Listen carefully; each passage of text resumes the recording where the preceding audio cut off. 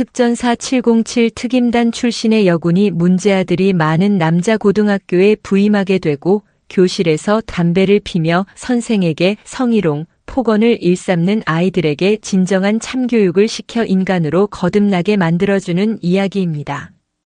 경기도 시흥, 거대한 시화공업단지를 병풍처럼 두른 도시.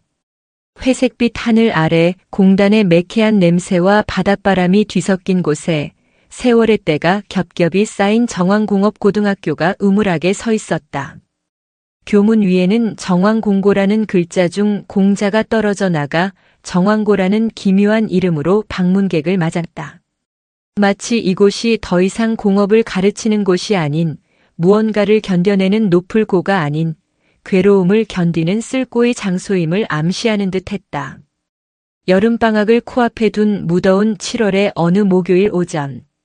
교장실에는 무거운 침묵이 흘렀다. 희끗한 머리의 늙은 교장, 김영수는 착잡한 표정으로 맞은편의 남자를 바라보았다.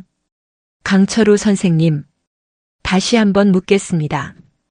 정말 괜찮으시겠습니까? 강철우. 34의 나이라고는 믿기지 않을 정도로 깊고 날카로운 눈매를 가진 남자. 그의 몸은 값싼 정장 안에 있었지만 그 안에는 한치의 군살도 허용하지 않는 강철 같은 근육이 도사리고 있음을 누구나 짐작할 수 있었다. 짧게 깎은 머리 미동도 없이 상대를 응시하는 시선, 그리고 목덜미에 희미하게 남은 흉터는 그가 평범한 교사 이력서를 들고 온 사람이 아님을 증명했다. 그의 이력서 마지막 줄에는 육군 특수전 사령부 제707 특수임무단 대테러 교관 전역이라는 비현실적인 문구가 적혀 있었다. 괜찮습니다, 교장 선생님. 강철우의 목소리는 낮고 차분했지만 그 안에는 어떤 상황에서도 흔들리지 않을 단단한 심지가 박혀 있었다. 김 교장은 마른 세수를 했다.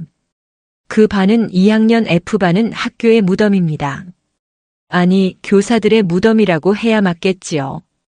1년 동안 담임이 4번 바뀌었습니다. 정신과 치료를 받으러 간 분도 계시고 폭행으로 고소 직전까지 갔다가 사표를 낸 분도 있습니다. 거긴 아이들이 아니라 통제 불능의 야수들만 모인 곳입니다. 야수는 길들이면 됩니다. 강철우의 대답은 간결했다. 교장은 그의 눈을 들여다보았다. 저 눈은 사람을 가르치는 교육자의 눈이 아니었다. 적을 분석하고 목표를 설정하며 수단과 방법을 가리지 않고 임무를 완수하는 전사의 눈이었다. 김 교장은 한숨을 내쉬며 서류에 도장을 찍었다. 어차피 이 학교에 오겠다는 교사도 없었다. 믿져야 본전이었다. 오늘 2교시부터 바로 F반 수업이 있습니다. 부디 몸조심하십시오. 복도는 비교적 조용했다. 다른 반들은 수업에 들어가 있었기 때문이다. 하지만 2학년 교실이 모여있는 3층으로 올라가자 확연히 다른 공기가 느껴졌다. 복도 끝, 다른 교실 문과는 달리 시트지가 너덜너덜하게 찢겨 있고 희미한 담배 연기가 새어나오는 문. 문패에는 2학년 F반이라는 글자가 칼로 그은 듯한 상처와 함께 위태롭게 붙어 있었다. 강철우는 문 앞에서 잠시 멈췄다. 안에서는 고함과 욕설, 무언가 부서지는 소리, 그리고 여학생의 비명 같은 웃음소리가 뒤섞여 흘러나왔다. 평범한 교사라면 문고리를 잡기 전에 심호흡을 하거나 최악의 경우 발길을 돌렸을 것이다. 하지만 강철우는 미동도 없이 문고리를 잡고 안으로 들어섰다. 교실 안은 전쟁터였다. 교탁 위에서는 두 남학생이 팔씨름을 하며 괴성을 지르고 있었고 창가에서는 대놓고 담배를 피우는 무리가 연기를 뻐끔거렸다. 사방에는 과자 봉지와 음료수 캔이 널브러져 있었고 교실 뒤편에서는 몇몇이 모여 스마트폰으로 도박이라도 하는지 돈다발을 흔들며 소리치고 있었다. 교실 안의 학생은 총 25. 그 누구도 새로 들어온 남자를 신경 쓰지 않았다. 마치 투명 인간이라도 된 듯 했다. 강철우는 소음의 중심 교탁으로 천천히 걸어갔다. 팔씨름을 하던 두 학생 중 하나가 그를 발견하고는 비웃음을 흘렸다. 어이 뭐야? 새로운 선생 나부랭인가? 그의 말에 소란스럽던 교실이 조금씩 조용해졌다. 모든 시선이 강철우에게로 향했다. 그 시선에는 호기심, 경멸, 그리고 이번 장난감은 얼마나 버틸까 하는 잔인한 기대감이 뒤섞여 있었다. 강철우는 아무 말 없이 팔씨름을 하던 학생의 손목을 가볍게 쥐었다. 악! 순식간이었다. 학생은 비명을 지르며 나뒹굴었다. 강철우는 그저 손목을 잡았을 뿐인데 학생은 마치 전기라도 댄 듯이 고통스러워했다. 교실 안의 공기가 순간적으로 차갑게 얼어붙었다. 그때 창가에서 담배를 비벼 끈 한 학생이 자리에서 일어났다. 185는 좋게 넘어 보이는 키에 교복 셔츠는 단추를 풀어 헤쳐 문신이 희미하게 보였다. 날카로운 눈매와 삐딱하게 물고 있는 미소. 입안의 서열 1위 박도준이었다. 아 씨발. 첫날부터 애 손목을 작살내시네. 선생 양반 우리 학교 룰을 모르시나? 박도준이 강철우에게 어깨를 툭 부딪히며 지나갔다. 명백한 도발이었다. 그의 뒤를 따르는 몇몇이 키득거리며 강철우를 위아래로 훑쳤다. 몸 좋은 거 보니 운동 좀 했나 봐? 근데 선생 그거 알아? 여긴 주먹 쓰는 데가 아니야. 머리 쓰는 데지.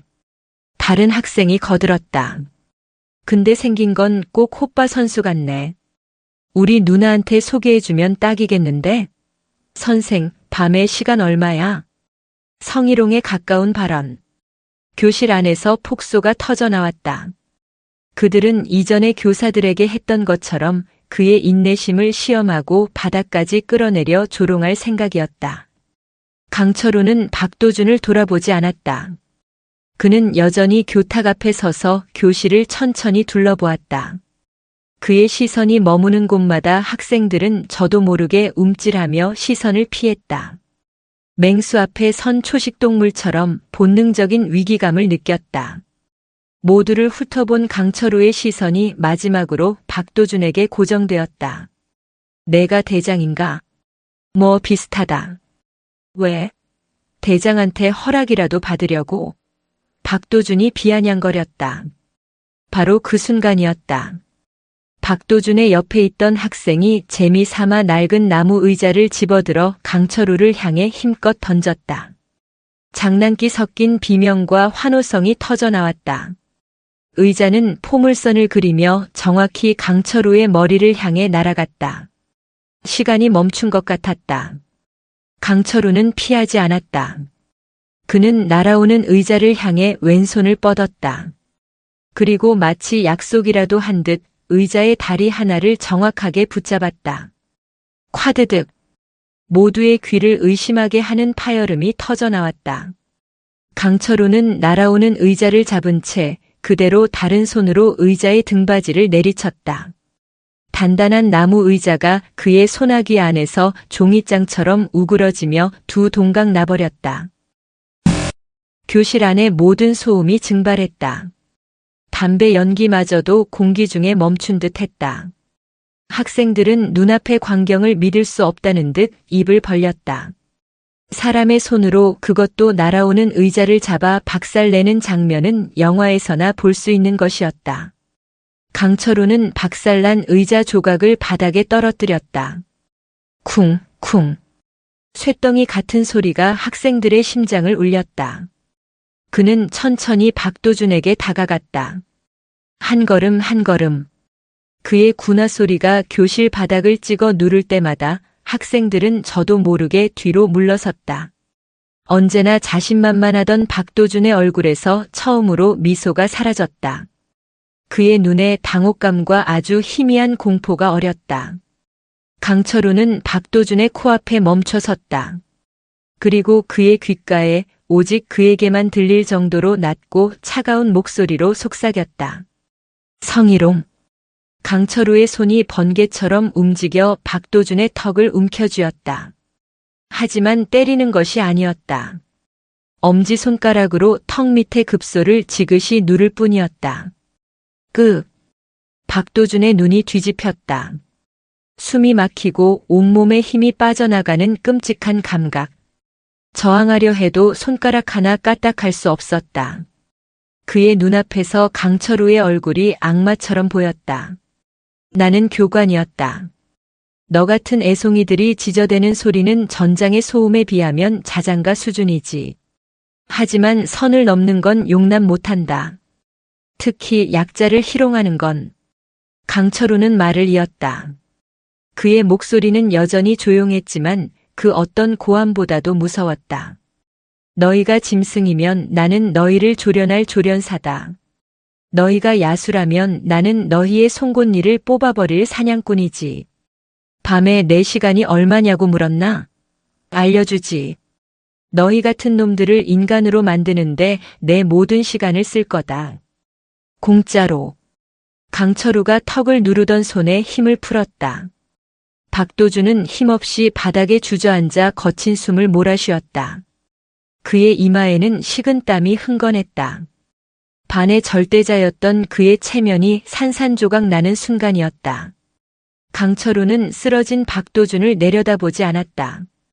그는 다시 교탁으로 돌아가 분필을 집어들었다. 그리고 칠판에 자신의 이름 석자를 썼다. 강철우. 그는 돌아서서 얼어붙은 학생들을 향해 말했다. 첫 번째 공식 선언이었다. 오늘부터 내가 너희 담임이다. 이 교실에는 3가지 규칙이 있다. 그는 손가락 하나를 폈다. 첫째, 약자를 괴롭히지 않는다. 손가락 2개를 폈다. 둘째, 자신의 행동에 책임진다. 마지막으로 3번째 손가락을 펴며 그는 박살난 의자 조각을 턱으로 가리켰다. 셋째, 나에게 함부로 선을 넘지 않는다. 그의 시선이 교실 한 구석, 다른 학생들과는 달리 공포가 아닌 기묘한 호기심으로 자신을 바라보는 조용한 학생에게 잠시 머물렀다. 창백한 얼굴의 김진우였다. 수업 시작한다. 모두 자리에 앉아. 명령이었다. 누구도 토를 달지 못했다. 학생들은 마법에라도 걸린 듯 우당탕거리며 자신의 자리를 찾아 앉았다. 교실을 지배하던 무질서와 혼돈은 단 10분 만에 강철우라는 압도적인 존재 앞에 무릎을 꿇었다. 창밖에서는 여전히 매미가 울고 있었지만 2학년 F반의 길고 뜨거운 여름은 이제 막 시작되고 있었다. 그리고 그 중심에는 야수들의 우리로 걸어 들어온 강철 같은 남자 강철우가 서 있었다. 그는 칠판에 적힌 자신의 이름을 바라보며 속으로 생각했다. 이곳이 나의 새로운 전장이다. 그의 눈 속에서 과거의 전장에서 보았던 한 젊은 병사의 얼굴이 스쳐 지나갔다. 지켜주지 못했던 그래서 평생의 부채로 남은 그 얼굴이 첫날의 충격적인 기선 제압 이후 2학년 F반의 공기는 완전히 달라졌다. 이전 담임들이 교실에 들어설 때마다 야유와 조롱으로 맞이하던 학생들은 이제 강철우가 복도를 걷는 발소리만 들려도 숨을 죽였다. 그들은 강철우를 더 이상 선생으로 보지 않았다. 그는 이해할 수 없는 힘과 예측 불가능한 행동 패턴을 가진 일종의 자연재해 같은 존재였다. 하지만 복종은 아니었다. 그것은 굴복에 가까운 침묵이었고 그 침묵 아래에는 여전히 들끓는 반항심이 용암처럼 흐르고 있었다.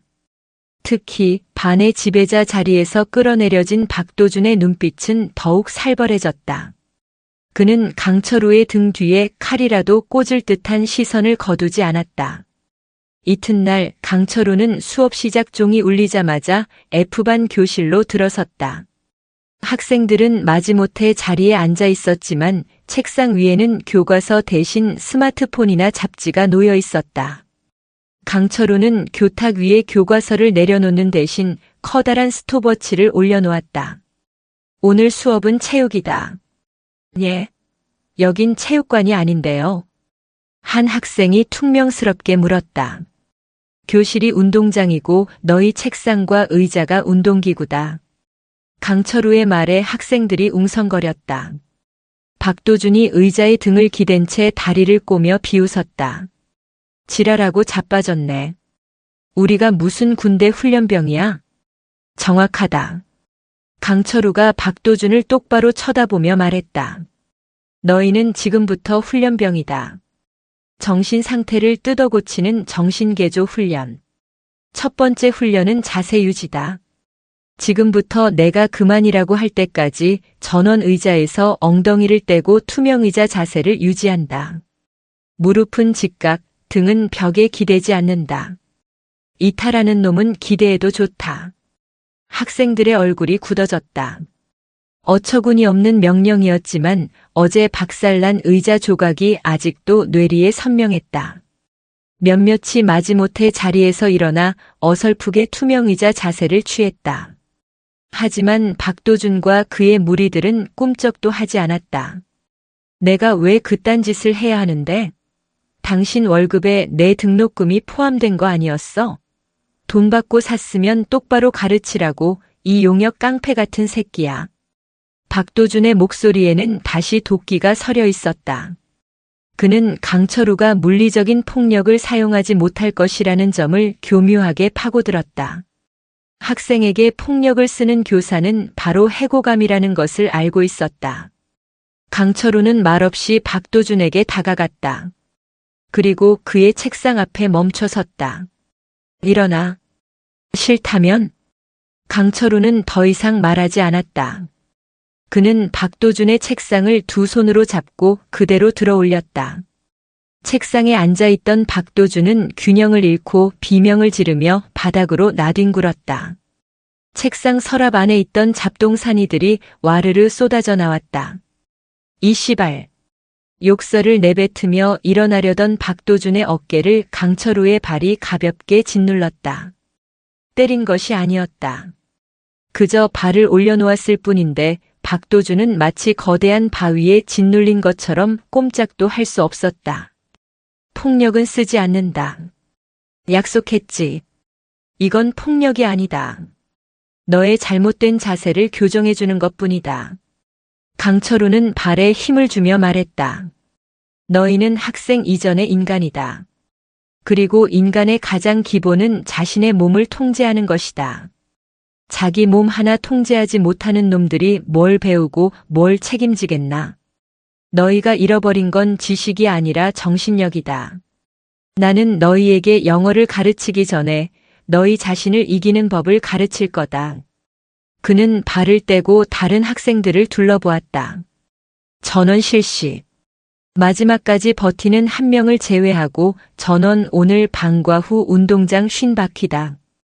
공포와 분노가 뒤섞인 눈빛으로 학생들은 서로를 쳐다봤다. 하지만 선택의 여지가 없었다. 그들은 하나둘씩 자리에서 일어나 투명 의자 자세를 취하기 시작했다.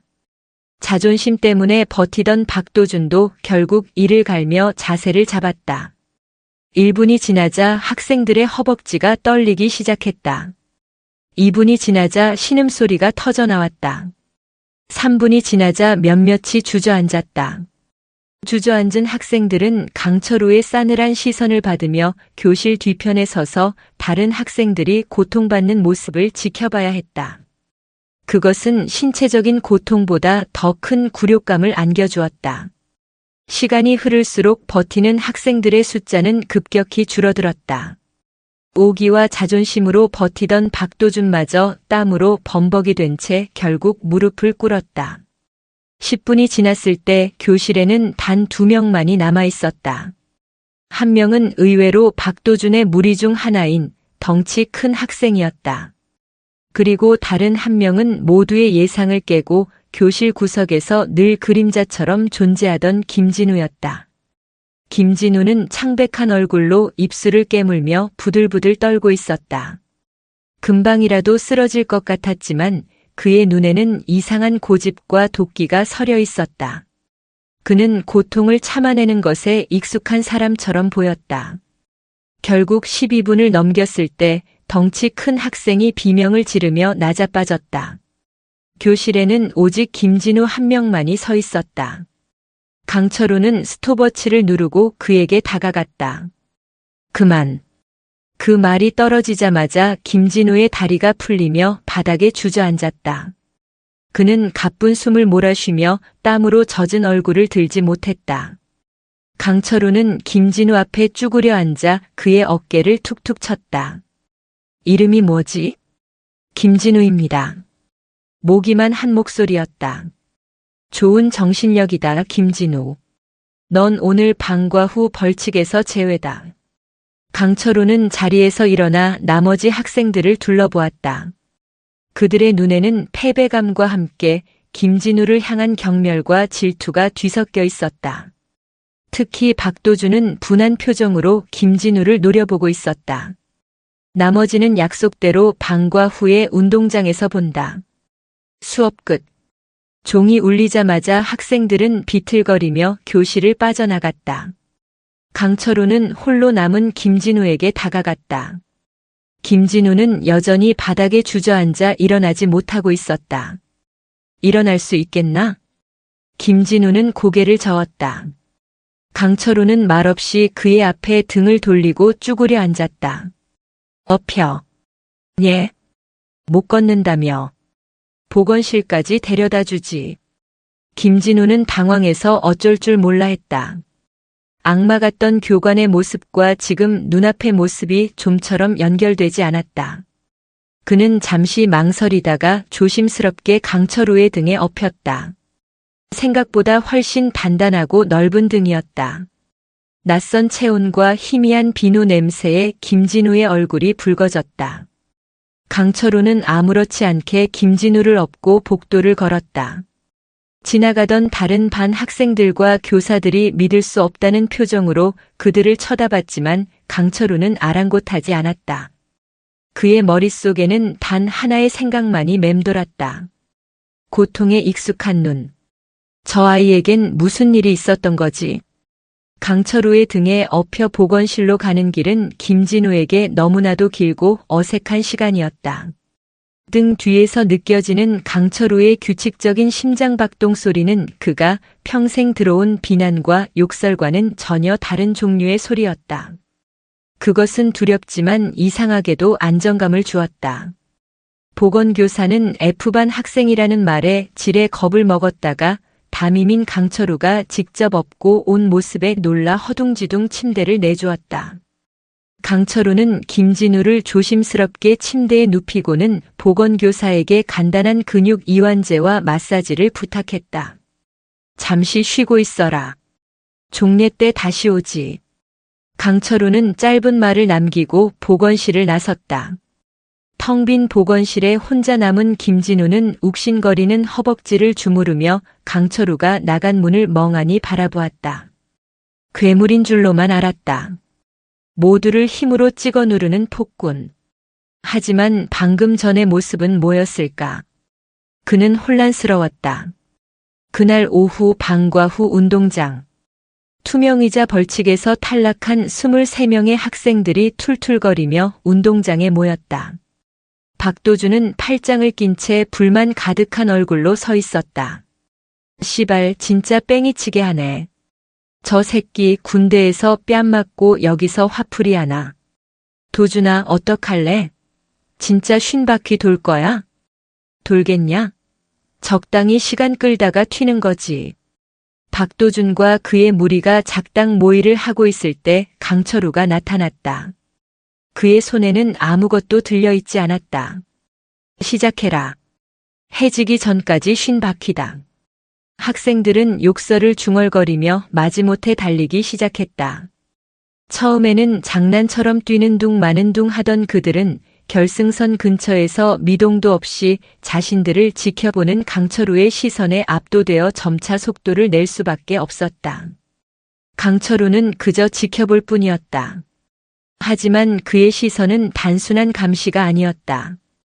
그는 각 학생의 체력 수준, 달리는 자세, 그리고 누구와 어울리고 누구를 멀리하는지를 빠짐없이 관찰하고 분석했다. 마치 작전 지역의 지형과 적의 배치를 파악하는 것처럼. 그의 눈에 김진우가 보건실에서 나와 절뚝거리며 교문으로 향하는 모습이 들어왔다. 그때였다. 교문 근처 어두운 골목에서 교복을 입지 않은 청년 서너 명이 나타나 김진우의 앞을 막아섰다. 정황공고를 졸업했거나 중퇴한 학교 주변을 어슬렁거리며 약한 학생들의 돈을 빼앗는 무리였다. 운동장을 돌던 박도준도 그 광경을 목격했다. 저 새끼들 또 왔네. 진우 저 병신 또 걸렸구만. 박도준의 무리 중 하나가 낄낄거렸다. 박도준은 잠시 걸음을 멈추고 인상을 썼다. 그 같은 반녀석이, 그것도 자기 때문에 더 주목받게 된 녀석이 외지인에게 당하는 것은 자존심 상하는 일이었다. 하지만 섣불리 나설 수도 없었다. 저들은 칼을 가지고 다닌다는 소문도 있었다. 바로 그 순간 강철우가 움직였다. 그는 뛰지 않았다. 성큼성큼 걸어갔을 뿐인데 그 속도는 달리는 것과 맞먹었다. 운동장을 가로질러 순식간에 교문 근처에 도착한 그는 골목 안의 상황을 조용히 지켜보았다. 야, 김진우. 돈 좀 있냐? 형들이 오늘 술 한잔하게. 리더로 보이는 남자가 김진우의 뺨을 툭툭 치며 위협했다. 김진우는 겁에 질려 아무 말도 못하고 고개만 숙이고 있었다. 이 새끼가 말이 없네. 주머니 좀 털어봐. 무리가 김진우에게 손을 뻗으려는 찰나 강철우가 골목 안으로 들어섰다. 내 학생에게 볼 일 있나? 낮고 조용한 목소리. 하지만 골목 안의 공기를 얼려버리기엔 충분했다. 무리들이 일제히 그를 돌아보았다. 뭐야, 이 아저씨는? 선생? 리더 격인 남자가 비웃으며 강철우에게 다가왔다. 선생이면 애들 관리나 잘할 것이지. 왜 어른들 노는데 끼어들어? 다치기 싫으면 꺼져. 그가 강철우의 가슴을 밀치려 손을 뻗었다. 강철우는 그 손을 피하지 않았다. 대신 번개처럼 손을 뻗어 남자의 손목을 잡았다. 그리고는 그대로 비틀었다. 뚜둑하는 소름 끼치는 소리와 함께 남자의 팔이 기괴한 각도로 꺾였다. 크악! 비명이 터져 나왔다. 나머지 무리들이 당황한 사이 강철우는 꺾인 팔을 놓지 않은 채 남자의 몸을 방패 삼아 다른 이들에게 다가갔다. 그의 움직임에는 한치의 망설임이나 군더더기가 없었다. 오직 효율적인 제압만이 있을 뿐이었다. 너희가 말하는 노는 것과 내가 아는 폭력은 다른 건가? 강철우는 남은 한 명의 턱을 다른 손으로 가볍게 쳐올렸다. 남자는 억소리를 내며 그대로 정신을 잃고 쓰러졌다.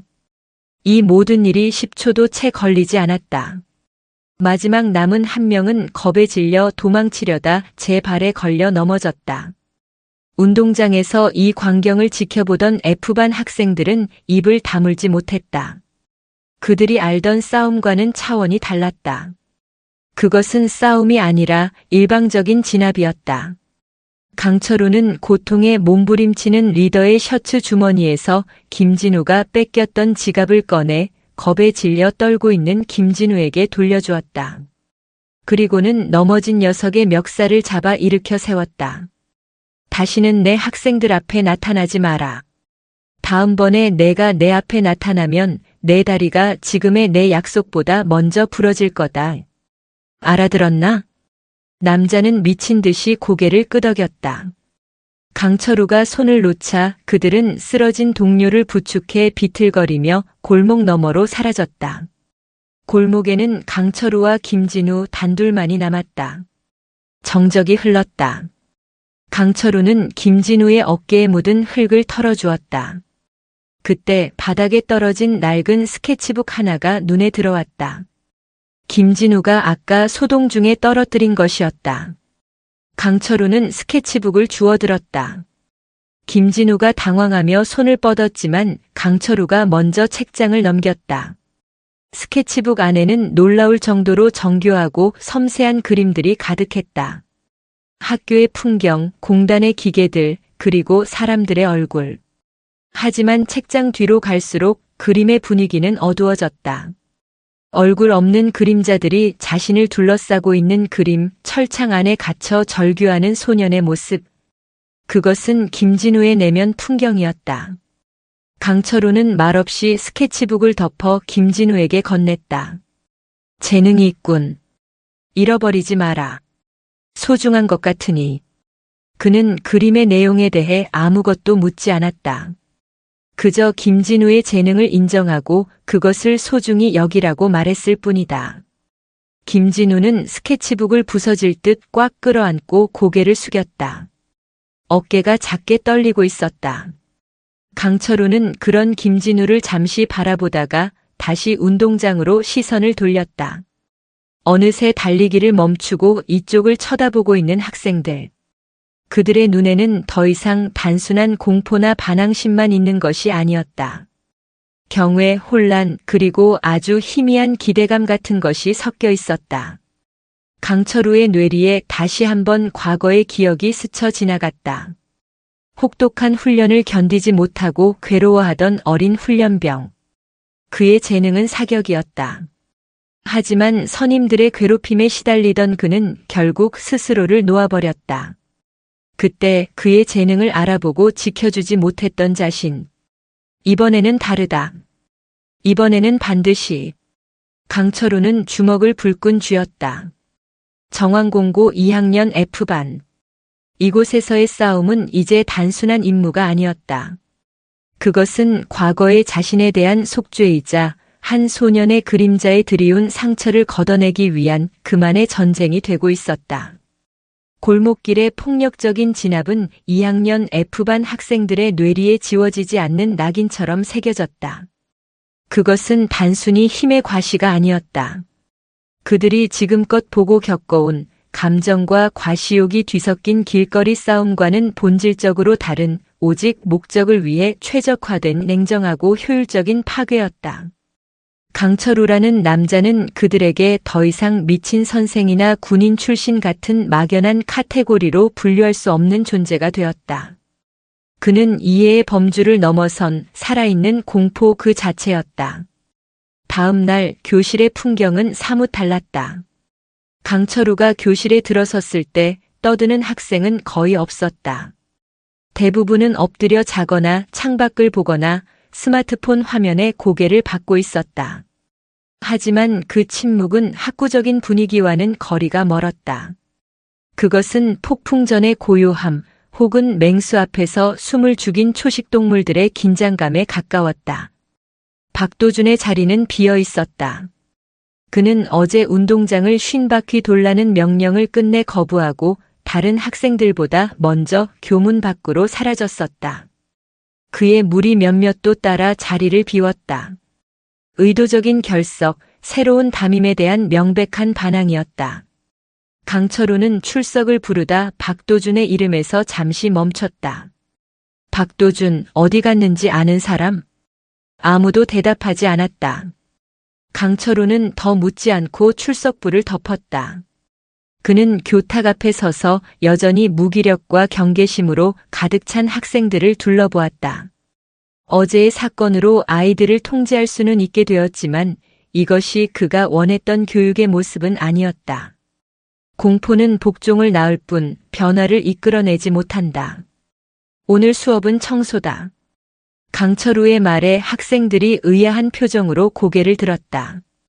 이 교실은 너희의 얼굴이다. 쓰레기장처럼 더럽고 썩은 냄새가 진동하는군. 너희 머릿속과 똑같아. 오늘은 너희 머릿속을 청소하기 전에 너희가 생활하는 이 공간부터 청소한다. 그는 교실 뒤편의 낡은 사물함을 가리켰다. 사물함 안에 있는 잡동사니들 전부 꺼내서 자기 책상 위에 올려놔라. 실시. 학생들은 쭈뼛거리며 자리에서 일어났다. 사물함 안에는 온갖 잡동사니가 가득했다. 몇 달은 묵은 듯한 빵 봉지, 말라붙은 음료수 캔, 정체를 알 수 없는 체육복 뭉치, 그리고 야한 잡지까지. 학생들은 마지못해 그것들을 꺼내 자신의 책상 위에 늘어놓았다. 교실 안에는 역한 냄새가 더욱 심하게 퍼져나갔다. 이제부터 자기가 버려야 할 것과 남겨야 할 것을 구분한다. 버려야 할 쓰레기는 저기 복도에 내놓은 쓰레기 봉투에 담고 남길 물건은 다시 사물함에 정리해라. 제한 시간은 30분. 30분 후에 내가 직접 검사한다.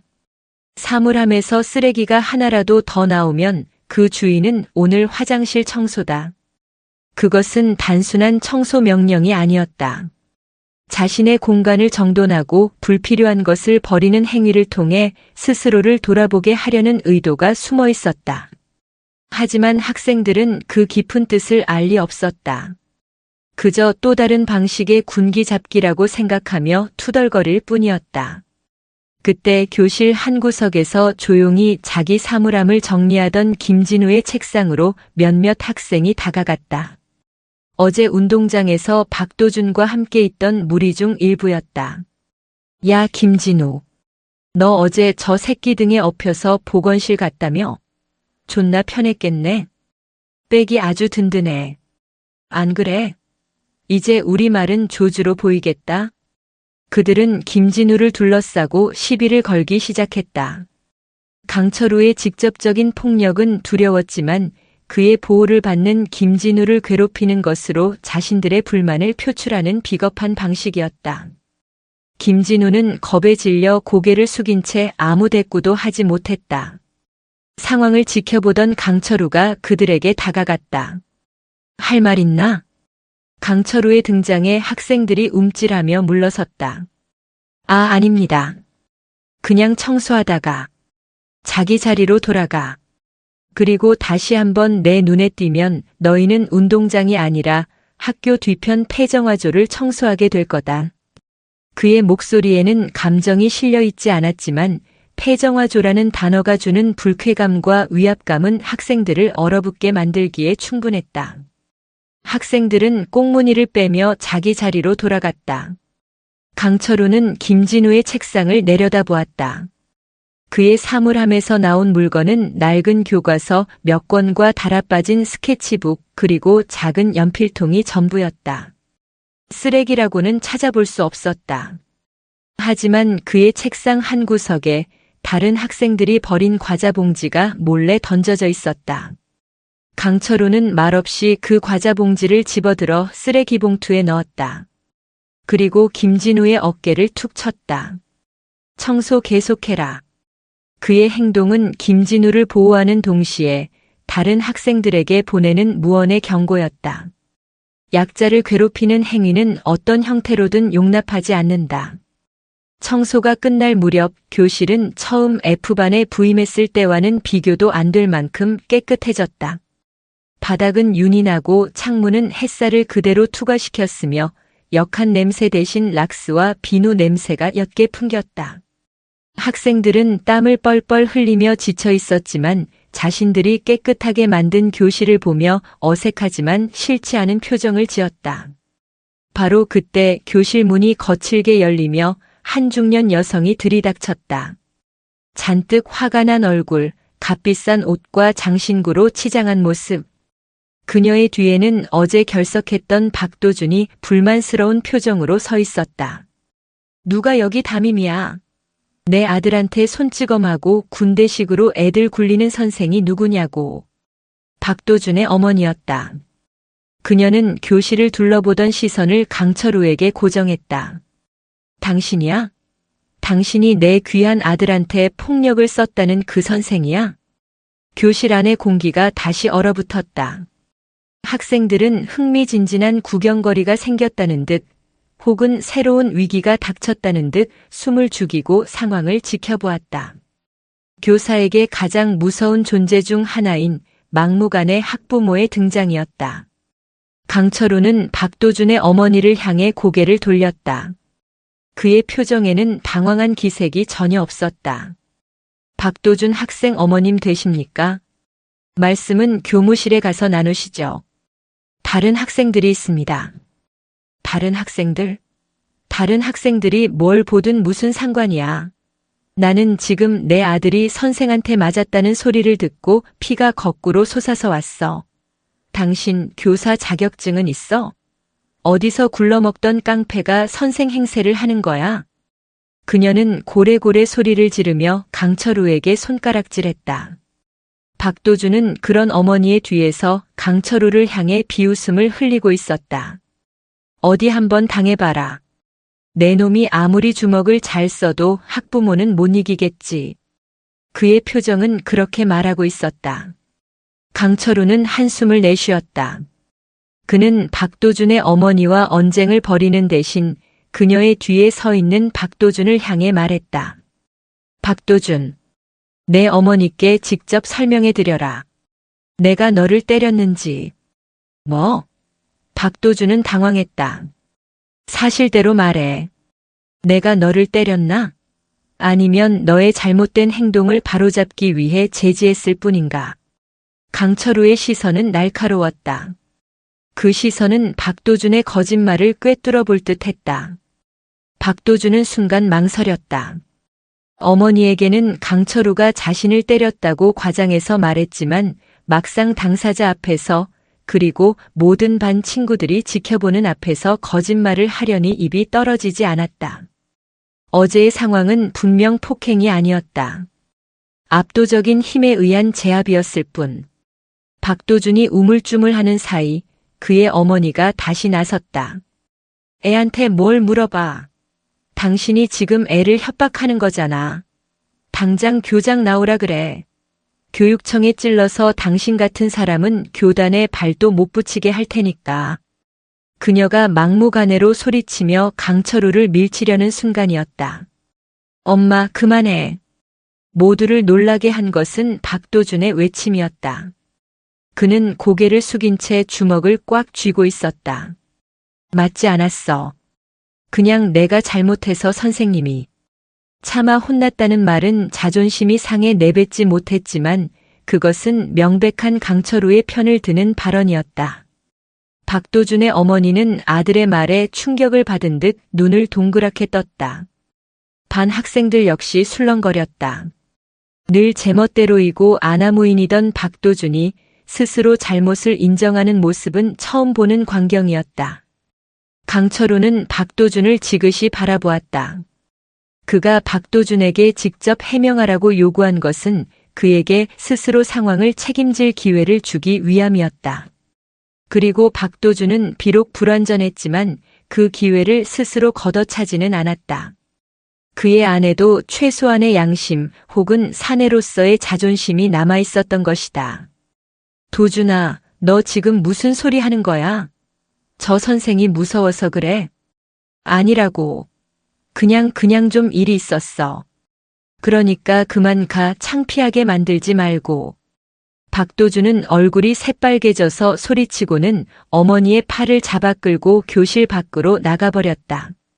그의 어머니는 어리둥절한 표정으로 아들에게 끌려나갔다. 요란했던 소동이 끝나고 교실에는 다시 어색한 침묵이 흘렀다. 학생들은 좀처럼 이해하기 힘든 상황에 혼란스러워했다. 강철우는 아무 일도 없었다는 듯 다시 교탁 앞으로 돌아왔다. 청소하느라 수고했다. 오늘 수업은 여기까지. 반장. 그가 반장을 불렀다. 이름만 반장일 뿐 아무런 역할도 하지 않던 학생이 쭈뼛거리며 일어났다. 내일부터 매일 아침 교실 환기하고 창문 닦아라. 할 수 있겠나? 예. 좋다. 앉아. 강철우는 창밖을 내다보았다. 교문 밖에서 박도준이 여전히 어머니와 실랑이를 벌이는 모습이 보였다. 그의 눈에 박도준의 어머니가 아들의 뺨을 때리는 장면이 스쳐 지나갔다. 박도준은 저항하지 않고 묵묵히 맞고 있었다. 강철우의 미간이 미세하게 좁혀졌다. 저 녀석의 반항심은 어디서 오는 것일까? 그는 F반이라는 전장의 지형이 생각보다 훨씬 더 복잡하고 보이지 않는 지뢰들이 곳곳에 묻혀 있음을 직감했다. 그리고 그 가장 큰 지뢰는 아마도 교실 밖 아이들의 가정에 있을 것이라고 짐작했다. 그의 싸움은 이제 교실 안의 아이들뿐만 아니라 그들을 둘러싼 보이지 않는 벽과도 싸워야 하는 더 힘든 국면으로 접어들고 있었다. 교실에서의 소동이 끝나고 박도준은 어머니의 손에 이끌려 치욕스럽게 교문을 나섰다. 어머니는 집에 도착할 때까지 차 안에서 쉴 새 없이 아들을 몰아붙였다. 너 미쳤어? 그 선생 편을 들어? 엄마가 널 위해서 어떻게든 해결해 주려고 간 건데 그걸 망쳐. 내가 언제 편들었어? 그냥 사실대로 말한 거잖아. 사실? 요즘 세상에 사실대로 말해서 이기는 사람이 어딨어. 멍청하기는. 내 아빠 닮아서는. 내 아빠라는 말이 나오자 박도준은 입을 굳게 다물었다. 그가 가장 듣기 싫어하는 말이었다. 정왕동의 낡은 상가 건물 4층, 비좁은 투룸 빌라가 그들의 집이었다. 현관문을 열자마자 값비싼 향수 냄새와 오래된 집의 퀴퀴한 냄새가 뒤섞여 코를 찔렀다. 집안은 어머니의 취향을 보여주듯 집의 크기와는 어울리지 않는 화려한 가구와 장식품들로 가득 차 있었다. 어머니는 핸드백을 소파에 던지며 히스테릭하게 소리쳤다. 너 그 선생한테 제대로 사과받고 위자료까지 뜯어내야 해. 그래야 내가 무시를 안 당하는 거라고. 됐어. 내가 알아서 해. 박도준이 방으로 들어가려 하자 어머니가 그의 앞을 막아섰다. 알아서 뭘 해. 맨날 사고나 치고 다니면서. 너 이번 기말고사 성적 제대로 안 나오면 이 집에서 쫓겨날 줄 알아.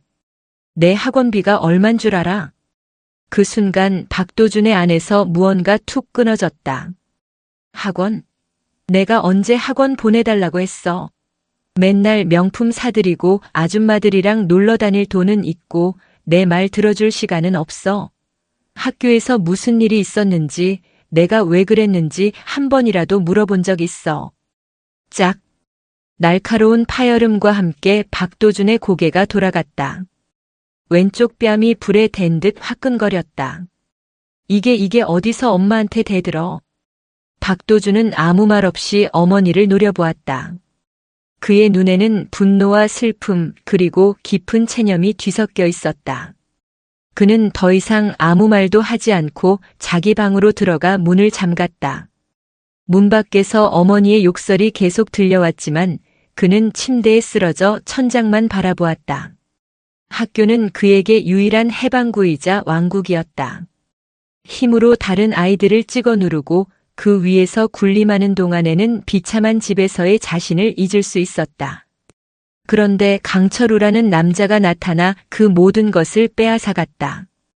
힘으로도 자존심으로도 그를 이길 수 없었다.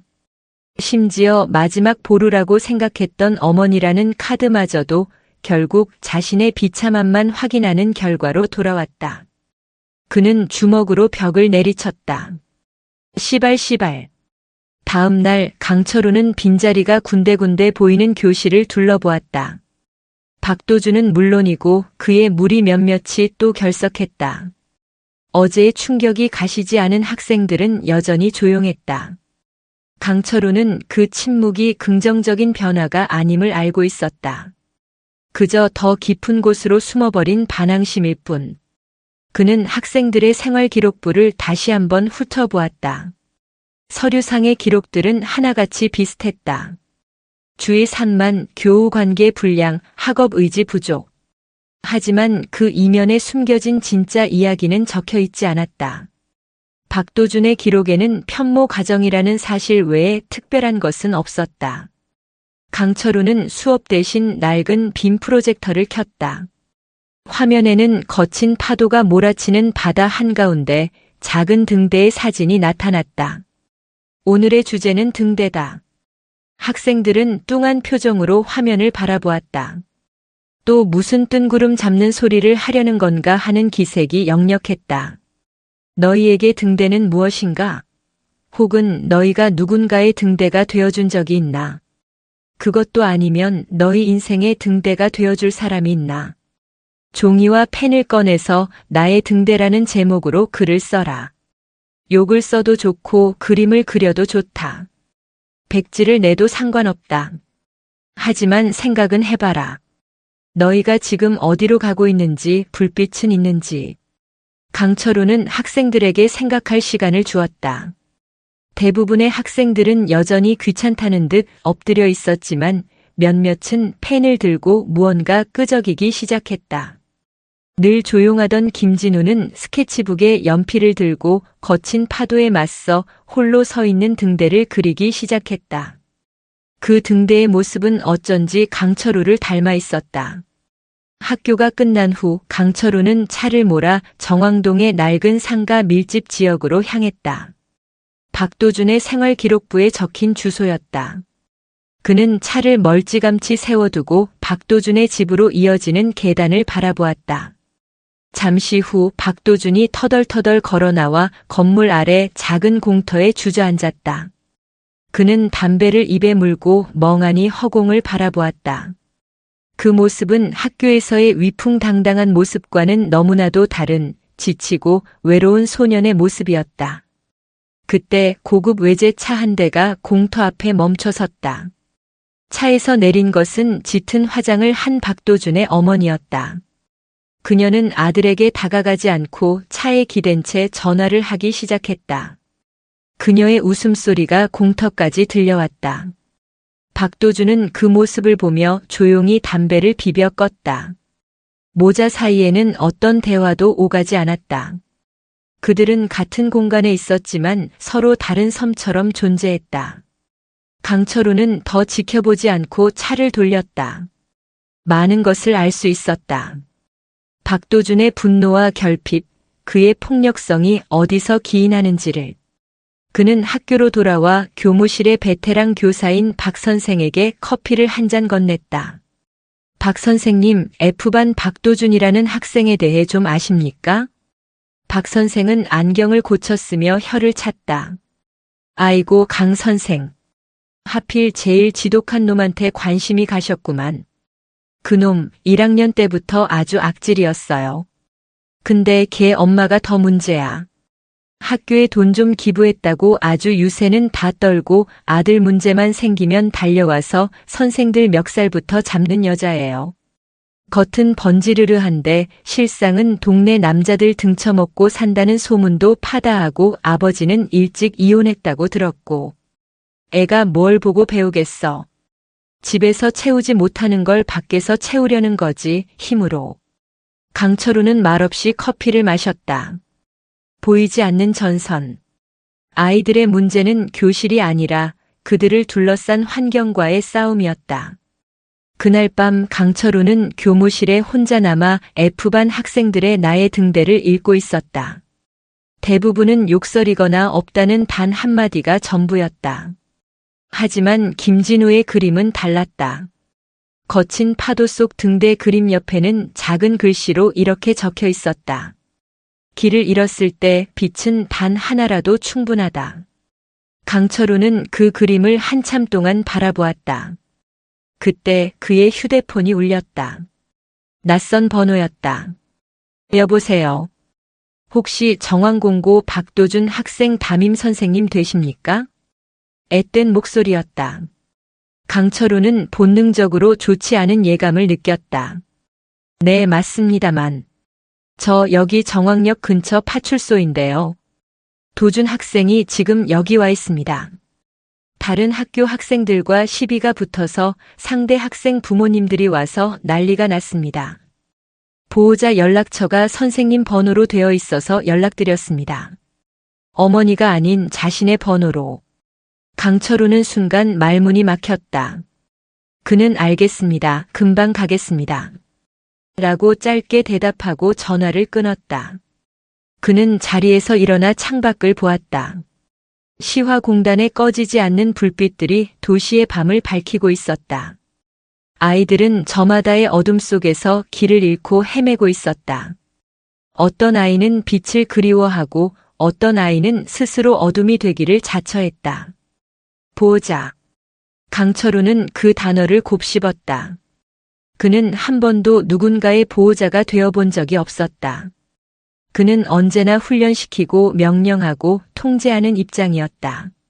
하지만 지금 그는 싸움에 휘말린 학생을 위해 파출소로 가야 했다. 선생으로서 그리고 어쩌면 이름뿐인 보호자로서. 그의 새로운 전장은 이제 학교 담장을 넘어 아이들의 위태로운 삶 속으로 번져가고 있었다. 정왕역 근처의 작은 파출소 안은 고성과 분노로 가득 차 있었다. 교복이 찢어지고 얼굴에 상처가 난 2명의 학생과 그들의 부모들이 박도준을 향해 손가락질하며 소리치고 있었다. 아니, 우리 애가 뭘 잘못했다고 애를 이 지경으로 만들어놔요? 이거 명백한 폭행이야. 당장 고소할 테니 그렇게 알아요. 박도준은 입술이 터지고 한쪽 눈이 부어오른 채 의자에 앉아 묵묵히 그 모든 비난을 듣고 있었다. 그의 옆자리는 비어 있었다. 그의 보호자는 아무도 오지 않았다. 그때 파출소 문이 열리고 강철우가 들어섰다. 그의 등장에 소란스럽던 내부가 순간 조용해졌다. 경찰도 상대 학생의 부모도 처음 보는 남자의 압도적인 분위기에 잠시 말을 잃었다.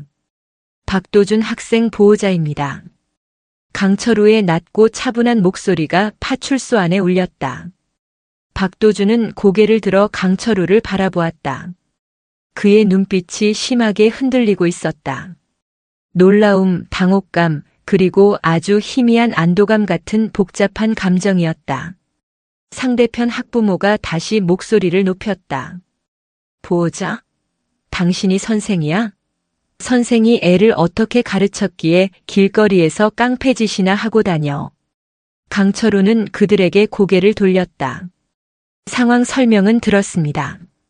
먼저 제 학생이 폭력을 행사한 점에 대해서는 교육자로서 진심으로 사과드립니다. 죄송합니다. 그는 조금의 망설임도 없이 허리를 굽혀 정중하게 사과했다. 예상치 못한 그의 태도에 상대 학부모의 기세가 한풀 꺾였다. 하지만 제가 듣기로는 시비의 원인은 그쪽 학생들이 먼저 제공했다고 들었습니다.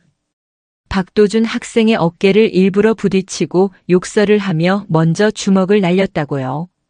쌍방과실이라는 이야기입니다. 강철우는 경찰에게서 들은 내용을 차분하게 설명했다. 그의 목소리에는 상대의 감정을 자극하지 않으면서도 사실 관계를 명확히 하려는 단호함이 깃들어 있었다. 뭐시. 우리 애는 착해서 그럴 애가 아니에요. 아드님을 믿으시는 마음은 충분히 이해합니다. 하지만 사실은 사실입니다. 일이 커져서 학교폭력위원회까지 열리고 양쪽 다 기록에 남는 것을 원하지는 않으실 겁니다. 치료비는 저희가 책임지겠습니다. 그러니 여기서 서로 사과하고 좋게 마무리하는 것이 어떻겠습니까? 강철우는 막무가내로 소리치는 대신 가장 현실적인 해결책을 제시했다. 그의 논리정연하고 침착한 대응에 처음에 기세등등하던 학부모들도 더 이상 강하게 나오지 못하고 서로 눈치만 살폈다. 결국 경찰의 중재하에 양측은 서로 사과하고 치료비를 받는 선에서 합의하기로 했다. 소동이 끝나고 파출소 밖으로 나왔을 때 밤 공기는 차가웠다. 강철우와 박도준은 말없이 나란히 걸었다. 왜 왔어요? 박도준이 먼저 침묵을 깼다. 어머니한테 연락하지 왜 나한테 했나? 강철우가 되물었다. 그냥. 박도준은 더 이상 말하지 않았다. 강철우는 그런 박도준을 데리고 근처 약국으로 들어갔다. 그는 익숙한 솜씨로 소독약과 연고, 밴드를 사서 나왔다. 그리고 공원 벤치에 박도준을 앉히고 그의 상처를 직접 치료하기 시작했다. 소독약이 상처에 닿자 박도준이 짧은 신음을 뱉었다. 엄살 부리지 마라. 흉터 남는다. 강철우는 무심한 말투로 말하며 조심스러운 손길로 그의 터진 입술과 부은 눈가를 소독했다. 박도준은 태어나서 처음으로 누군가가 자신의 상처를 치료해주는 것을 경험했다. 어머니는 그의 상처에 약을 발라주기보다 상처를 만든 것에 대해 소리치기 바빴다. 서툴지만 진지한 강철우의 손길에 박도준은 자신도 모르게 마음 한구석이 뜨거워지는 것을 느꼈다. 치료가 끝나자 강철우는 주머니에서 따뜻한 캔커피 2개를 꺼내 하나를 건넸다. 힘자랑은 지켜야 할 것이 있을 때 하는 거다. 내 주먹은 너무 가벼워. 지키고 싶은 것도 지켜야 할 이유도 없으니까. 내가 뭘 안다고 짓거려요. 안다. 내 눈에 다 쓰여 있으니까. 나 좀 봐달라고. 강철우의 말에 박도준은 고개를 숙였다. 전곡을 찔린 듯 아무 말도 할 수 없었다. 집에 데려다 주지. 다음 날 박도준은 얼굴에 밴드를 붙인 채 학교에 나타났다. 반 아이들은 수군거리며 그를 쳐다봤지만 누구도 감히 말을 걸지는 못했다. 그는 예전처럼 반의 중심에 서서 시끄럽게 떠드는 대신 창가 자리에 조용히 앉아 있었다. 그날 미술 시간 담당 교사는 F반 학생들에게 곧 있을 교내 축제 포스터를 만들어 보라는 과제를 내주었다. 물론 아무도 하려고 하지 않았다. 에이 선생님, 저희가 무슨 포스터예요? 대충 인터넷에서 베껴서 내면 안 돼요? 그때 강철우가 교실 뒷문으로 들어와 미술 교사와 잠시 이야기를 나누더니 학생들에게 말했다. 포스터는 김진우가 총괄해서 그리도록 한다. 나머지는 김진우를 돕도록. 모두의 시선이 김진우에게로 향했다. 김진우는 당황해서 손사래를 쳤다. 저는 자신이. 넌 할 수 있다. 강철우의 단호한 말에 김진우는 더 이상 거절하지 못했다. 김진우는 큰 도화지를 들고 교실 앞으로 나섰다. 그가 스케치를 시작하자 아이들은 처음에는 무관심했지만 점차 그의 실력에 놀라기 시작했다.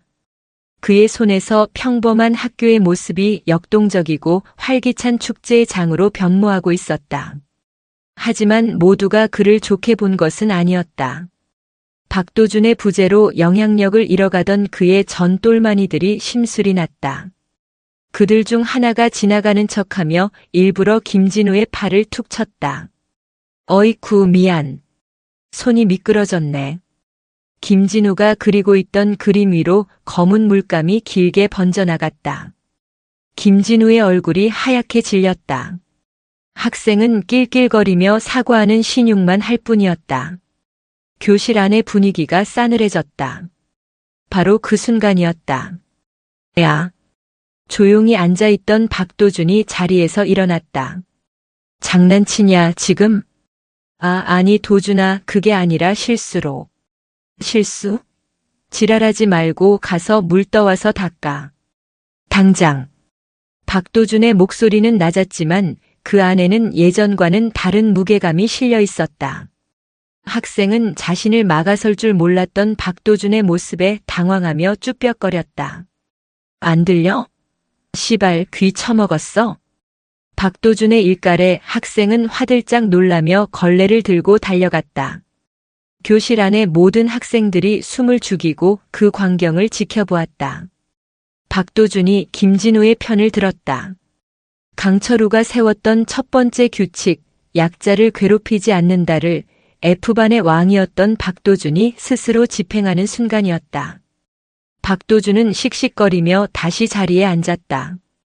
김진우는 멍하니 그런 박도준을 바라보았다. 강철우는 복도에서 그 모든 상황을 지켜보고 있었다. 그의 입가에 아주 희미한, 거의 보이지 않는 미소가 떠올랐다. 그날 저녁 강철우는 혼자 남아 포스터를 마무리하고 있는 김진우와 교실을 나가지 않고 자기 자리에 엎드려 있는 박도준을 발견했다. 어색한 침묵이 두 사람 사이에 흐르고 있었다. 강철우는 교실로 들어가 두 사람의 어깨를 툭툭 쳤다. 따라와라. 밥 사주지. 그가 두 사람을 데려간 곳은 학교 앞 허름한 분식집이었다. 그는 김이 모락모락 나는 떡볶이와 순대, 튀김을 시켰다. 세 사람은 말없이 음식을 먹기만 했다. 하지만 그 침묵은 불편하지 않았다.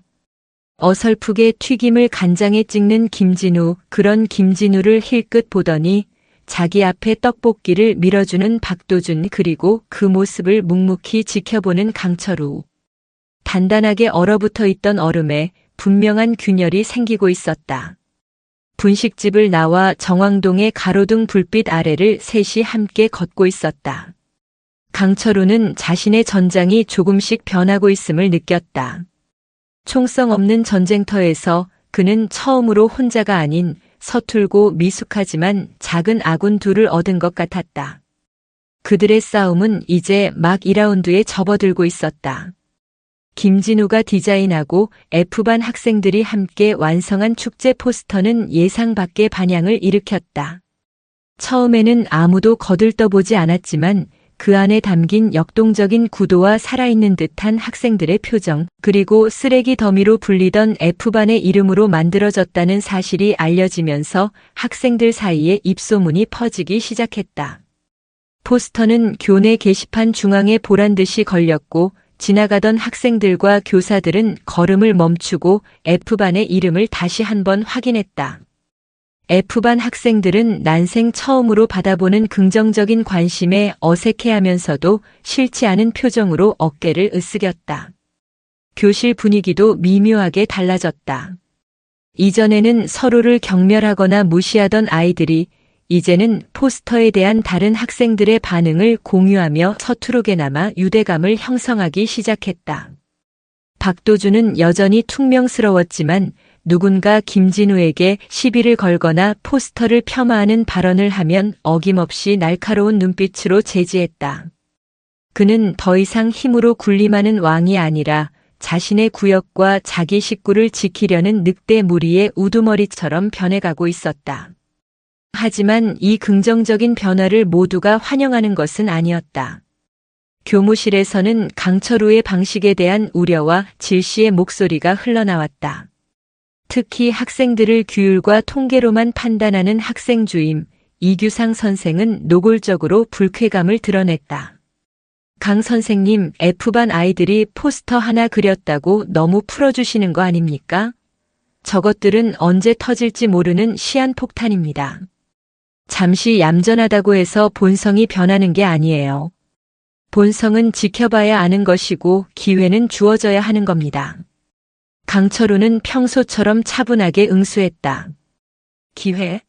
저 아이들에게 기회를 줬다가 학교 전체가 엉망이 된 게 한두 번인 줄 아십니까? 폭력, 절도, 흡연 정황 공고의 명예를 실추시키는 건 전부 저 F반 놈들입니다. 저는 교육자로서 다수를 위해 소수의 위험을 통제할 의무가 있습니다. 이규상의 차가운 말은 F반에 대한 뿌리 깊은 불신을 드러내고 있었다. 그리고 그 불신은 곧 현실이 되어 F반 학생들의 가슴에 비수처럼 꽂혔다. 축제를 며칠 앞둔 어느 날 전체 학생 조회에서 축제 운영 계획이 발표되었다. 각 학급은 저마다의 특색을 살린 부스를 운영하며 축제를 즐기게 될 터였다. 하지만 발표 말미에 교감은 단호한 목소리로 덧붙였다. 단 2학년 F반은 과거의 여러 불미스러운 사건과 저조한 학업 성취도를 고려하여 이번 축제에서 부스 운영 및 공식 활동 참여를 금한다. F반은 축제 기간 동안 교내 환경 미화 및 질서 유지 봉사 활동에만 전념하도록 한다. 그 말이 떨어지는 순간 운동장에 도열해 있던 F반 학생들의 얼굴이 굳어졌다. 그것은 단순한 참여 배제가 아니었다. 학교가 공식적으로 그들에게 너희는 우리와 다르다. 너희는 축제를 즐길 자격이 없는 문제아들이다라고 낙인을 찍은 것이나 다름없었다. 포스터 하나로 겨우 싹트기 시작했던 자부심과 기대감이 산산조각 나는 순간이었다. 조회가 끝나고 교실로 돌아온 F반은 분노와 절망으로 들끓었다.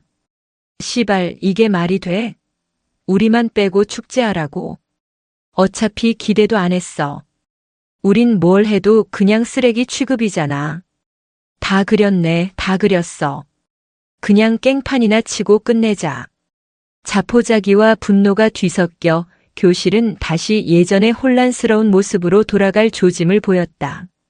학생들은 책상을 걷어차고 욕설을 내뱉었다. 그때 박도준이 교탁을 주먹으로 내리쳤다. 조용히 해, 개새끼들아. 엄청난 소리에 교실이 순간 조용해졌다. 박도준은 분노로 이글거리는 눈으로 반 전체를 훑어보았다. 여기서 지랄하면 뭐가 달라져? 우리가 여기서 책상 부수고 소리 지르면 저 새끼들이 아이고 F반이 화났네. 축제 끼워줘야겠다 이럴 것 같아? 그냥 역시 저놈들은 어쩔 수 없는 문제아들이군 하면서 더 좋아할 뿐이라고. 박도준의 말에는 설득력이 있었다. 그는 강철우를 통해 배웠다. 의미 없는 분노와 폭력은 상대를 이기는 방법이 아니라는 것을. 그럼 어떡해? 우리 보고 청소나 하라는데. 한 학생이 울분에 차소리쳤다. 박도준은 대답하지 못했다. 분했지만 그 역시 뾰족한 수가 없었다. 학생들은 무력감에 빠져들었다. 그때 강철우가 교실로 들어왔다. 그는 학생들의 분노와 절망을 말없이 지켜본 뒤 나지막이 입을 열었다. 너희들의 분노를 이해한다. 학교의 결정은 명백히 부당하다. 그의 말에 학생들은 놀란 눈으로 그를 쳐다보았다. 선생이라면 마땅히 학교의 결정을 따르라고 말할 줄 알았기 때문이다. 하지만 박도준 말이 맞다. 여기서 우리가 할 수 있는 것은 분노가 아니다. 증명이다. 우리가 틀리지 않았다는 증명. 우리가 자격이 있다는 증명. 증명을 어떻게 해요?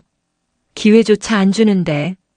기회는 주어지는 게 아니라 만드는 거다. 강철우는 학생 주임 이규상을 찾아갔다. 교무실에서 두 사람 사이에 높은 언성이 오갔다. F반 아이들에게 다시 한번 기회를 주십시오.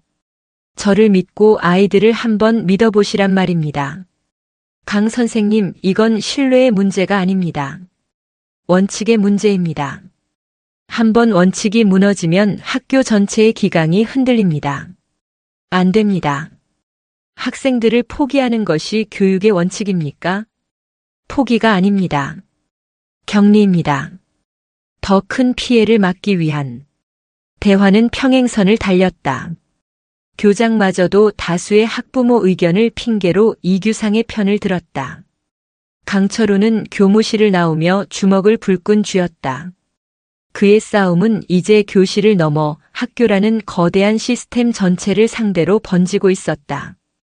교실로 돌아온 강철우는 희망을 잃고 엎드려 있는 학생들을 향해 선언했다. 학교가 우리를 버렸다. 좋다. 그럼 우리는 우리만의 방식으로 우리의 축제를 연다. 우리 힘으로 우리가 이 축제의 진짜 주인이라는 것을 증명해 보이겠다. 그의 눈은 전장에서 퇴로가 끊긴 채 새로운 작전을 구상하는 지휘관처럼 이글거리고 있었다. F반 학생들은 그의 말에 반신반의하면서도 그의 흔들림 없는 눈빛에 저도 모르게 마른 침을 삼켰다. 그들의 길고 외로운 싸움은 이제부터가 진짜 시작이었다. 강철우의 선언에 F반 교실은 술렁였다. 우리만의 축제라는 말은 허황되게 들렸지만 그의 목소리에 담긴 확신은 아이들의 마음에 작은 불씨를 지폈다. 우리만의 축제는 뭔데요? 여기서 우리끼리 춤추고 노래라도 하라고요? 한 학생이 비꼬듯 물었다. 아니, 우리는 만들 거다. 강철우는 창밖의 운동장 구석, 잡초만 무성하고 누구도 사용하지 않는 낡은 스탠드 뒤편 공터를 가리켰다. 저곳에 우리 손으로 쉼터를 만들 거다. 축제에 온 학생들과 학부모님들이 편히 쉴 수 있는 공간을. 학교가 우리에게 청소나 하라고 했지? 좋다. 가장 멋진 방식으로 학교 전체를 청소하고 가장 필요한 선물을 안겨주자. 처음에는 모두가 어이없어 했다. 목공이나 건축은 실습 시간에 몇 번 만져본 것이 전부였다. 하지만 강철우는 F반 학생들의 생활기록부와 상담 기록을 통해 그들의 숨겨진 재능과 관심사를 파악하고 있었다. 오토바이 수리가 취미인 녀석, 용접 자격증을 가진 아버지 어깨너머로 배운 녀석, 그리고 무엇보다도 이 모든 것을 설계할 수 있는 김진우가 있었다. 김진우.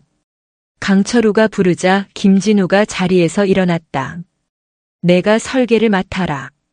내 스케치북에 있던 그 정교한 구조물들 머릿속에만 두지 말고 세상 밖으로 꺼내봐. 김진우의 얼굴이 상기되었다.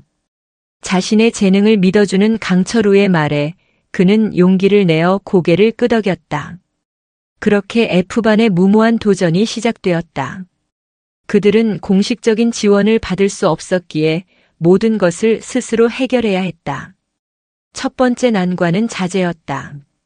강철우는 실습실 구석에 버려져 있던 폐목재와 철근들을 사용할 수 있도록 허락을 받아왔다. 학생들은 용돈을 푼돈까지 모았다. 늘 자기 돈밖에 모르던 한 학생이 처음으로 10,000원짜리 2장을 내놓자 다른 아이들도 지갑을 열기 시작했다. 그렇게 모인 돈으로 목과 페인트 같은 필수 자재들을 구입했다. 작업은 방과 후에 시작되었다. 처음에는 의욕만 앞섰을 뿐 모든 것이 서툴렀다. 망치질은 빗나가고 톱질은 삐뚤어졌다. 사소한 일로 서로에게 욕설을 퍼붓고 고멱살잡이를 하기 직전까지 가는 일도 다반사였다. 야, 박도준. 너 지금 뭐 하는 거야? 선 삐뚤어졌잖아. 시발, 내가 제대로 안 잡아주니까 그렇지. 손가락이 없어. 그때마다 강철우가 나서는 대신 박도준이 그들을 중재했다. 둘 다 그만해. 지금 우리끼리 싸울 때냐? 잘못했으면 다시 하면 되잖아. 그는 예전처럼 주먹을 쓰는 대신 버럭 소리를 지르거나 둘 사이를 떼어놓았다. 그리고는 서툰 솜씨로나마 직접 시범을 보이며 문제를 해결하려 애썼다. 그는 어느새 F반 프로젝트의 현장 반장 역할을 하고 있었다. 강철우는 전체적인 안전을 감독하고 기술적인 조언을 해주는 역할에 머물렀다. 그는 일부러 한 발 뒤로 물러서서 아이들이 스스로 문제를 해결하고 협력하는 법을 배우도록 했다. 그의 707 교관 시절 경험은 아이들의 잠재력을 끌어내고 팀워크를 조직하는 데 유용하게 쓰였다. 그는 아이들의 눈높이에 맞춰 설명했고 작은 성공 하나하나를 놓치지 않고 칭찬했다. 좋아. 용접 자세 안정적인데? 아버지한테 제대로 배웠군. 망치질의 기본은 손목이 아니라 어깨를 쓰는 거다. 다시 해봐. 훨씬 쉬울 거다. 밤이 깊어지도록 작업은 계속되었다. 지친 아이들이 공터에 주저앉아 있을 때 강철우는 어디선가 뜨거운 피자와 콜라를 사들고 나타났다. 먹고 하자. 전쟁도 배가 불러야 이기는 법이다. 아이들은 허겁지겁 피자를 나눠 먹었다. 땀과 흙먼지로 뒤범벅이 된 채 같은 음식을 나눠 먹으며 그들은 처음으로 우리라는 소속감을 느꼈다. 김진우는 현장에서 실측을 하고 도면을 수정하며 자신의 재능을 마음껏 펼쳤다. 더 이상 그는 어두운 구석에서 혼자 그림을 그리는 소년이 아니었다. 그의 지시에 따라 뼈대가 세워지고 지붕이 덮이는 것을 보며 그의 얼굴에는 자신감이 피어났다. 물론 그들의 도전을 비웃는 시선도 많았다. 다른 반 학생들은 그들을 F반의 삽질이라며 조롱했고 학생 주임 이규상은 매일같이 나타나 사소한 규정 위반을 트집 잡으며 작업을 방해했다. 강 선생님, 학생들이 안전모드 없이 작업하고 있지 않습니까? 당장 중단시키세요. 안전모는 저희가 가진 예산으로는 구입할 수 없었습니다. 대신 제가 안전을 철저히 감독하고 있습니다. 규정은 규정입니다. 이러다 사고라도 나면 누가 책임질 겁니까? 제가 책임지겠습니다. 이 아이들의 모든 행동에 대한 책임은 담임인 제가 집니다. 강철우의 단호한 대답에 이규상은 더 이상 말을 잇지 못하고 돌아섰다. 아이들은 그런 강철우의 넓은 등을 보며 처음으로 어른에게 보호받고 있다는 느낌을 받았다. 축제 전날 밤 마침내 F반의 쉼터가 완성되었다. 전문업자의 솜씨처럼 매끈하지는 않았지만 투박한 나무의 질감이 살아있는 정성과 땀이 고스란히 담긴 멋진 목조 파빌리온이었다. 벤치와 작은 테이블까지 갖춘 아늑한 공간이었다. 그들은 쉼터 중앙에 서툰 솜씨로 조각한 작은 나무 팻말을 걸었다. 2학년 F반 쉼터의 잠시 쉬어가도 괜찮아. 모든 작업을 마친 아이들은 지쳐서 바닥에 드러누웠다. 하지만 그들의 얼굴에는 피로가 아닌 충만한 성취감이 가득했다. 그들은 자신들의 힘으로 무언가를 만들어냈고 그 과정에서 서로를 발견하고 스스로를 증명했다. 축제 당일 아침. 다른 반 학생들이 음식과 게임 부스를 꾸미느라 분주할 때 F반 학생들은 조용히 자신들의 쉼터 앞에 서 있었다. 그리고 그들의 작품을 바라보는 학생들과 교사들의 놀라움과 감탄 어린 시선을 받았다. 그것은 그 어떤 화려한 축제 부스보다도 빛나는 F반만의 가장 위대한 증명이었다. F반의 쉼터는 축제의 명물이 되었다. 음식 냄새와 시끄러운 음악 소리에 지친 학생들과 학부모들은 약속이라도 한 듯 그곳으로 모여들었다. 투박하지만 정성이 담긴 나무 벤치에 앉아 담소를 나누고 F반 학생들이 준비한 시원한 물을 마시며 감탄사를 연발했다. 이거 정말 F반 학생들이 만든 거라고. 대단하네. 디자인이 아주 멋진데요? 전문가 솜씨 같아요. F반 학생들은 쉼터 주변에서 질서 유지를 하며 사람들의 칭찬을 들었다. 쑥스러워하면서도 입가에 번지는 미소는 감출 수 없었다. 자신들이 쓸모없는 존재가 아니라는 것, 무언가 가치 있는 일을 해낼 수 있다는 것을 확인받는 순간이었다. 교장과 이규상 주임마저도 마지못해 그들의 공로를 인정할 수밖에 없었다. 축제의 열기가 절정에 달하던 오후. F반 학생들이 잠시 안도감에 젖어 있을 때 불청객들이 나타났다. 얼마 전 김진우를 괴롭히다 강철우에게 제압당했던 학교 밖 불량배들이었다. 그들은 훨씬 더 많은 수의 무리를 이끌고 복수심에 불타는 눈으로 축제 현장에 나타났다. 그들은 F반의 쉼터를 발견하고는 비웃음을 흘렸다. 오호, 깡패 새끼들이 목수일도 하셨네. 이거 우리가 접수해야겠는데? 리더 격인 남자가 쉼터 기둥을 발로 걷어차며 시비를 걸었다. 주변의 학생들이 겁을 먹고 자리를 피했다. F반 학생들은 순간 분노로 얼굴이 붉어졌다. 자신들의 땀과 노력이 담긴 소중한 공간을 모욕하는 것을 참을 수 없었다. 야, 이 개새끼들아. 당장 그거 안 치워. 박도준이 앞장서서 소리쳤다. F반 아이들도 그의 뒤를 따라 불량배들을 노려보며 애워쌌다. 일촉즉발의 상황. 축제는 순식간에 폭력의 장으로 변할 위기에 처했다. 싸우지 마라. 그때 강철우가 나타나 아이들을 막아섰다. 그의 목소리는 차분했지만 누구도 거역할 수 없는 힘이 실려 있었다. 선생님, 저 새끼들이 우리 쉼터를 안다. 하지만 저들과 똑같이 주먹을 쓰는 순간 우리가 힘들게 증명한 모든 것이 사라진다. 폭력은 저들의 언어지 우리의 언어가 아니다. 우리는 우리의 것을 지킨다. 하지만 다른 방식으로. 강철우는 F반 아이들을 뒤로 물리고 홀로 불량배들의 리더에게 다가갔다. 지난번에 한 약속을 잊었나? 내 학생들 앞에 다시 나타나면 어떻게 된다고 했지? 하. 이젠 선생 나부랭이가 아니라 보디가드라도 된 모양이네. 근데 어쩌나? 오늘은 내 놈 혼자서는 감당 못할 텐데. 리더가 손짓하자 그의 무리가 주머니에서 날카로운 커터칼 따위를 꺼내 보이며 위협적으로 다가왔다. 그 순간 리더가 강철우를 향해 도끼 서린 말을 내뱉었다. 내가 군대에서 내 새끼 하나 지키지 못해서 빌빌대다가 여기로 도망쳐왔다는 소문 내가 다 들었거든. 그때처럼 여기서도 내 학생들 지킬 수 있을 것 같아? 그 말이 강철우의 심장을 찔렀다. 그의 눈앞에 순식간에 과거의 장면이 선명하게 떠올랐다. 혹독한 대테러 훈련. 언제나 훈련 성과는 최상위권이었지만 내성적인 성격 탓에 선임들의 교묘한 괴롭힘에 시달리던 한 젊은 훈련병, 이 병장. 강철우는 그의 재능을 아꼈지만 강한 군인을 만드는 데 집중하느라 그의 영혼이 병들어가는 것을 눈치채지 못했다. 이 병장이 남긴 마지막 면담 기록에는 교관님처럼 강해지고 싶지만 저는 이제 너무 지쳤습니다라는 글이 적혀 있었다. 그리고 며칠 뒤 그는 스스로 자신의 전장을 떠나버렸다. 지켜주지 못했다는 죄책감, 신호를 놓쳐버렸다는 후회.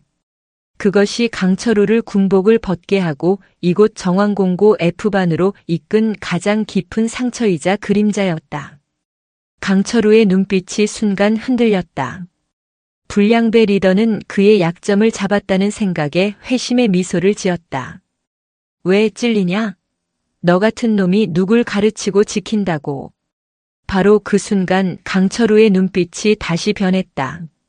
그의 눈은 더 이상 과거의 죄책감에 얽매여 있지 않았다. 그는 자신의 뒤에 서 있는 24명의 F반 학생들을 돌아보았다. 서툴고 문제투성이고 여전히 위태롭지만 자신의 힘으로 무언가를 지키기 위해 서 있는 아이들.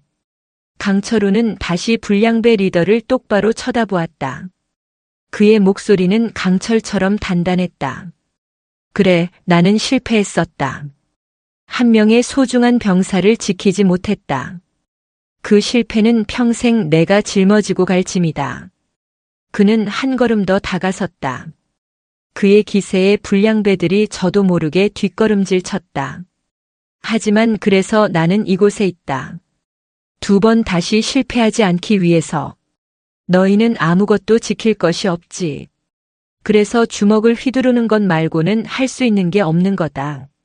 하지만 나에게는 이제 지켜야 할 이유가 24가지나 생겼다.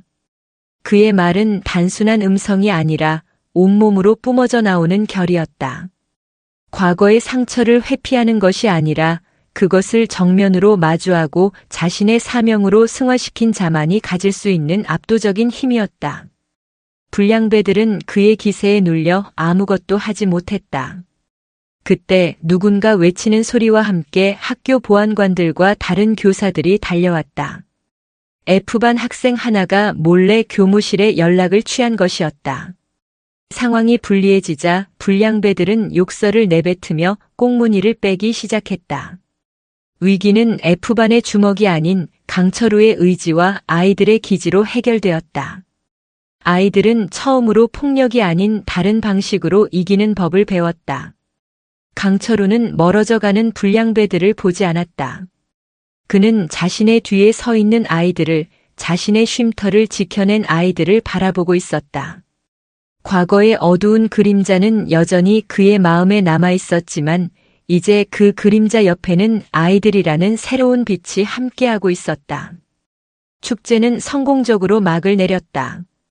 F반의 쉼터는 축제가 끝난 후에도 철거되지 않고 학교의 명물로 남게 되었다.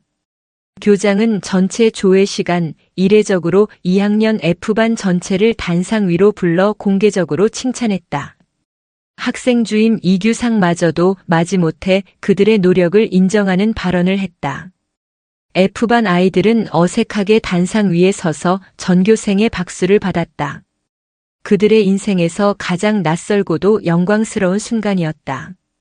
여름방학을 하루 앞둔 마지막 종례 시간. 1학기 동안의 폭풍 같았던 시간들이 지나가고 교실에는 어딘지 모르게 차분하고 안정된 공기가 흘렀다. 더 이상 교실 뒤편에서 담배를 피우거나 도박을 하는 아이들은 없었다. 책상 위의 낙서는 대부분 지워졌고 깨끗하게 정돈된 사물함이 줄지어 서 있었다. 강철우는 성적표를 나눠주었다. 물론 F반의 성적은 여전히 바닥권이었다. 하지만 몇몇 학생의 성적표에는 이전에는 볼 수 없었던 상승을 의미하는 화살표가 그려져 있었다. 특히 김진우는 미술 과목에서 전교 1등을 차지했다. 방학이라고 퍼져 있지 마라. 각자 자기가 세운 목표 잊지 말고. 강철우의 말에 아이들은 저마다의 표정으로 고개를 끄덕였다. 김진우는 방학 동안 미술 입시 학원에 등록하기로 했다. 박도준은 퉁명스럽게 자동차 정비 기능사 자격증 책을 보고 있었다. 작은 변화들이 모여 교실 전체를 다른 색으로 물들이고 있었다. 종례가 끝나갈 무렵 교무실에 여직원이 와서 강철우에게 손님이 찾아왔다고 전했다. 의아한 표정으로 교무실로 간 그의 앞에는 단정한 차림의 한 여성이 서 있었다. 낯선 얼굴이었지만 그녀의 눈매는 강철우의 기억 속 깊은 곳에 박혀있는 한 사람을 떠올리게 했다. 혹시 강철우 교관님 아니 선생님 맞으십니까? 네, 그런데 누구신지? 저는 이준서 병장의 누나 이혜진입니다. 이준서. 강철우의 심장이 쿵 내려앉았다. 그가 지켜주지 못했던 그의 과거를 지배하던 그 이름이었다. 어떻게 저를? 소문 들었어요. 군을 떠나 고등학교 선생님이 되셨다고. 그래서 꼭 한번 찾아뵙고 싶었습니다. 이혜진은 가방에서 낡은 다이어리 한 권을 꺼냈다. 준서의 유품입니다. 정리하다가 발견했어요. 여기 교관님에 대한 이야기가 아주 많아요. 강철우는 떨리는 손으로 다이어리를 넘겼다. 그 안에는 서툰 글씨로 강철우에 대한 존경과 선망의 글들이 빼곡히 적혀 있었다. 교관님은 정말 강하다. 나도 교관님처럼 단단한 사람이 되고 싶다. 오늘은 교관님께 사격 자세를 칭찬받았다. 하루 종일 기분이 좋았다. 힘들지만 교관님을 실망시켜드리고 싶지 않다. 그가 몰랐던 이준서의 진심이 거기에 있었다. 준서는 교관님을 원망하지 않았어요. 오히려 유일하게 자신을 믿어주고 자신의 재능을 알아봐준 어른이라고 생각했어요. 그래서 더 교관님처럼 되지 못하는 자신을 견디지 못했던 것 같아요. 이혜진의 눈에 눈물이 고였다. 이 말씀을 꼭 드리고 싶었어요. 너무 자책하지 마시라고. 그리고 감사합니다. 제 동생의 마지막을 그렇게 빛나는 사람과 함께하게 해주셔서. 그녀는 강철우에게 깊이 고개를 숙이고 돌아갔다. 강철우는 다이어리를 든 채 한참을 그 자리에 서 있었다. 무겁게 그를 짓누르던 죄책감의 사슬이 아주 조금은 가벼워지는 것을 느꼈다. 그것은 용서가 아니었다. 새로운 사명에 대한 확인이었다. 강철우가 교실로 돌아왔을 때 아이들은 아직 집으로 돌아가지 않고 그를 기다리고 있었다. 교탁 위에는 그들이 푼돈을 모아 산 작은 케이크 하나가 놓여 있었다. 선생님, 1학기 동안 수고하셨습니다. 박도준이 대표로 쑥스러운 듯 머리를 극적이며 말했다. 다른 아이들도 어색하게 박수를 쳤다. 강철우는 아이들을 둘러보았다. 문제야, 쓰레기, 시한폭탄이라 불리던 아이들. 하지만 지금 그의 눈앞에는 저마다의 상처와 가능성을 품고 서투르게 서로에게 기대어 서 있는 24명의 전우가 있었다. 고맙다. 강철우가 처음으로 아이들을 향해 부드럽게 미소 지었다. 방학을 알리는 마지막 종소리가 길게 울렸다. 아이들은 환호성을 지르며 짐을 챙겼다. 하지만 예전처럼 썰물처럼 빠져나가지 않고 교실 문 앞에서 강철우를 향해 인사를 건넸다. 선생님, 방학 잘 보내세요. 2학기 때 봬요. 박도준은 교실을 나가기 전 잠시 멈춰 서서 물었다. 선생님, 2학기에도 우리 담임이죠? 그의 질문에는 의심이 아닌 확인을 바라는 간절함이 담겨 있었다. 강철우는 이준서의 얼굴과 F반 아이들의 얼굴을 차례로 떠올렸다. 그리고 망설임 없이 대답했다. 당연하다. 정왕공고 2학년 F반의 길고 뜨거웠던 1학기가 그렇게 끝났다. 이것은 해피엔딩이 아니었다. 그들의 전쟁은 아직 끝나지 않았고 앞으로도 수많은 전투가 기다리고 있을 터였다. 하지만 이제 그들은 혼자가 아니었다. F반이라는 이름 아래 그들은 함께 싸우고 함께 성장할 것이다. 강철우는 창밖으로 보이는 F반 쉼터를 바라보며 자신의 새로운 전장에서 맞이할 다음 학기를 조용히 기다리고 있었다.